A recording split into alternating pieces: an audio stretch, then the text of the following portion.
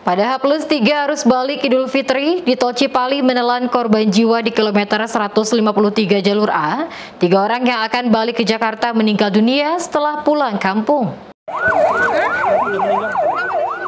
Kendaraan Grand Max B1271 TMK yang datang dari arah Jawa Tengah menuju Jakarta, tepatnya di kilometer 153 Tol Cipali, mengalami oleng hingga terjadi kecelakaan. Pada H-3 arus balik Idul Fitri, Tol Cipali menelan korban jiwa di kilometer 153 jalur A. 3 orang penumpang mobil tersebut meninggal dunia dan 9 orang mengalami luka dan kini sudah mendapatkan perawatan di Rumah Sakit Cideres, Kabupaten Majalengka.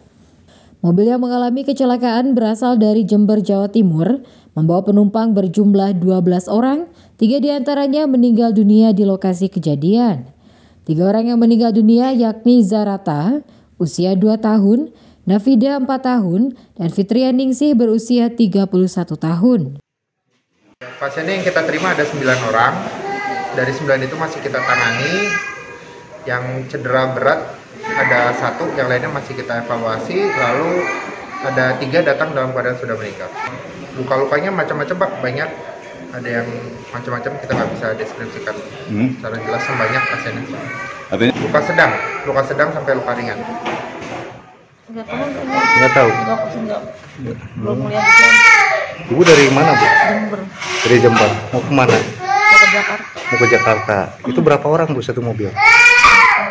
10-an lah. Sekitar jam 10-an. Enggak, 10 orang apa? 10 orang. Rombongan dari mana, Bu? Dari Jember. Dari Jember. Mau balik lagi ke Jakarta? Iya. Itu satu mobil? Satu mobil. Berapa orang Mau semua? ke Cikampek dulu, anterin adik ipar. Anterin ke Cikampek dulu, baru ke Jakarta. Itu waktu kejadian Ibu gimana, Bu? Tahu, saya di tengah. Terus? Atau oleng. Mobil udah oleng. Itu mobil pribadi apa mobil travel, Bu? Mobil itu saudara. Mobil saudara. Sementara hingga kini petugas kepolisian Polres Majalengka masih menyelidiki penyebab terjadinya kecelakaan tersebut. Dari Majalengka, Jawa Barat, Udin Pepe melaporkan.